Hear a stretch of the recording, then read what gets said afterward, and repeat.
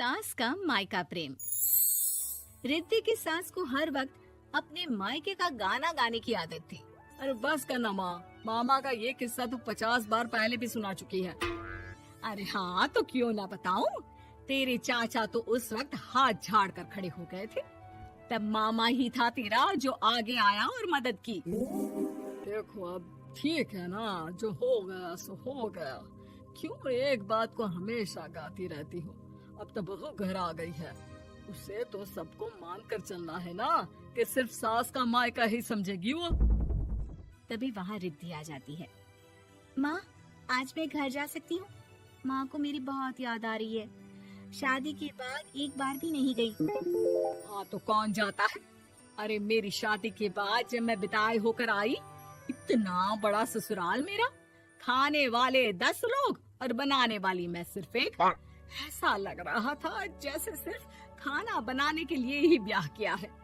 वो तो मेरा भाई था, गांव से एक काम करने वाली चाची को भेज दिया जो मेरा हाथ पटाती थी, और उसको पैसा, खाना, कपड़ा, रहने के लिए कमरा, वो सब किसने दिया था? तुम्हारे भाई ने। ये मामला रोज का था। ससुर भी जब गुस्सा होते तो वो सारी बात कह देते जो उनके मन में इतने समय से चल रही थी। मेरा भाई, भाभी, भतीजा, भतीजी सब छुड़वा दिया। मैंने जीवन भर सिर्फ तुम्हारे परिवार वालों से निभाया, लेकिन अब भी चैन नहीं है तुमको। बहू के सामने सास को लगा कि उसकी बेइज्जती हो रही है। अब सुन बहू, अपने कमरे में जा, कहीं नहीं जाना मायके वायके। घर का काम कौन करेगा? पड़ोसन। बहू समझ जाती है मामला गर्म चल रहा है। कमरे में जाने में ही भलाई है। कमरे में क्या है? तुम्हारी माँ हर वक्त चिक चिक चिक चिक करती रहती है। कल ताई मिली थी तुम्हारी मुझे, लेकिन मजाल है सासू माँ की उन्होंने एक बुराई की हो, लेकिन सासू माँ हाँ, जब देखो तब ससुराल के लोगों की बुराई करती रहती है। बेचारे पापा जी कितना मिस करते हैं अपने घर वालों को। मेरा तो बड़ा मन करता है कि ताऊ जी, चाचा जी और सब मिलकर रहे, ना साथ रहे लेकिन आना जाना तो ठीक से रखिए।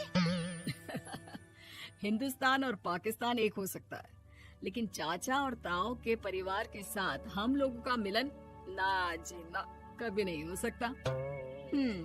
ये बात है। देखिए मेरे साथ ना ज्यादा चैलेंज मत करिएगा। ऐसा कोई काम नहीं है जो मैं नहीं कर सकती। ससुर जी जो कि बहू की बात सुन रहे थे सामने आ जाते हैं। अरे बेटा, तू ये कर सकती है तो प्लीज मेरा परिवार किसी तरह मुझसे मिलवा दे। सारी जवानी तो मैंने किसी तरह काट ली, लेकिन जीवन के इस पड़ाव पर बहुत याद आती है मेरे परिवार की। हाँ हाँ पिताजी, आप चिंता मत करिए, बस मेरा साथ देते रहिए आप दोनों।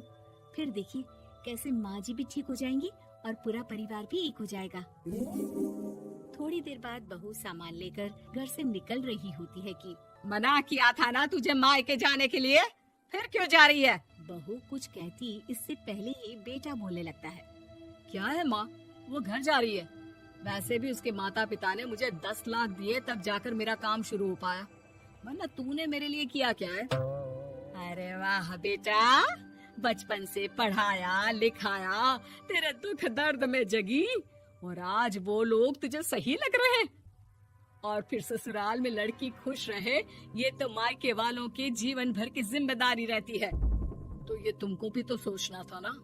ताऊ जी ने पापा को पढ़ाया लिखाया, जब तुम नहीं आई थी तो पापा के लिए ताई जी ने पापा की माँ की तरह देखभाल की। अब बोलिए। अरे तू कुछ नहीं जानता बेटा, तेरे पापा को सब पता है, तभी वो उन लोगों से वास्ता नहीं रखते। मैं उन लोगों को जानता हूँ, लेकिन मैं तुम्हें नहीं जानता कि तुम्हारे मन के लायक काम नहीं हुआ तो तुम घर की शांति बर्बाद कर दोगी। सास जोर जोर से चिल्लाने लगती है। तभी वहाँ सास का भाई आ जाता है। अरे क्यों आप लोग मेरी बहन को परेशान करते रहते हैं? पहले ये जीजा कम थे, जब बहू भी आ गई। बहन, मैंने तो 30 साल पहले ही बोला था, अपना हिस्सा ले और छोड़ इन लोगों को, चल अपने साथ। बहू समझ जाती है कि मामा ससुर की नजर किस पर है।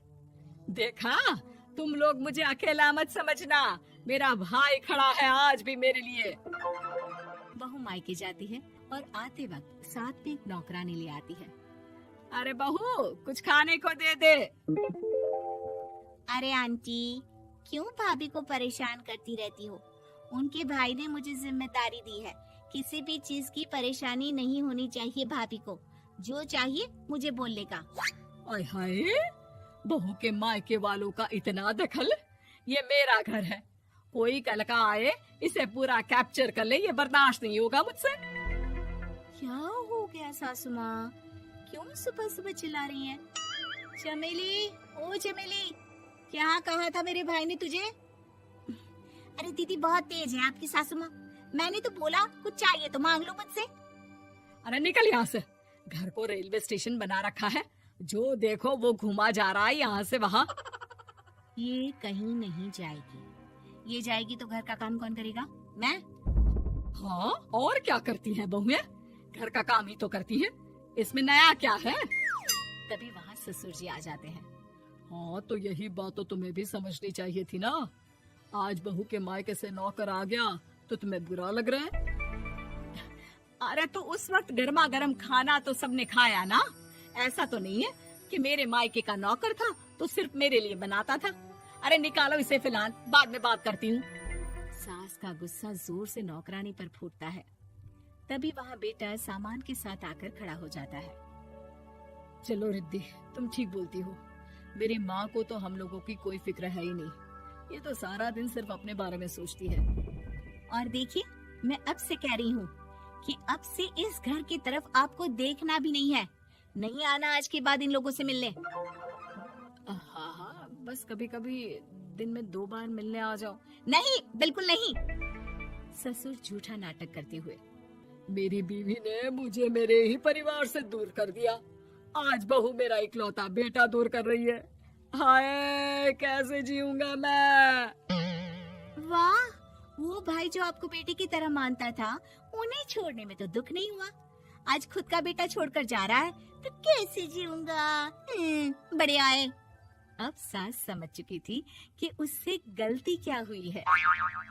मुझे माफ कर दे बहू, अब मेरी समझ में आ गया कि अपनों से दूर कर बीवियां पति का भला नहीं बल्कि उन्हें जीवन में अकेला कर रही है।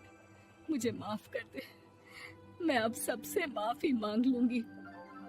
ससुर जी दूर से बहू को थम्स अप दिखाते हैं।